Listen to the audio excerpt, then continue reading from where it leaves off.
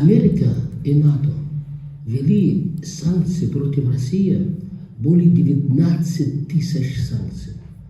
История не знала таких цифр. Я не думаю, что все, Россия сядет, экономика рухнет, и все, русские сдадутся. И американцы готовились, уже в интернете написали карту.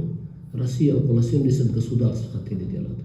Хотели захватить ресурсы. И в конце концов устраивать стычки, гражданская война, и захватить все, и оставить вас ни с чем.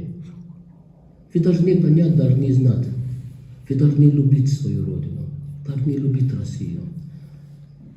Если не будете любить Россию, у вас другая родина нет, у вас другая страна не будет. И вы не должны ни в коем случае мириться с тем, что хотят расчленить вас.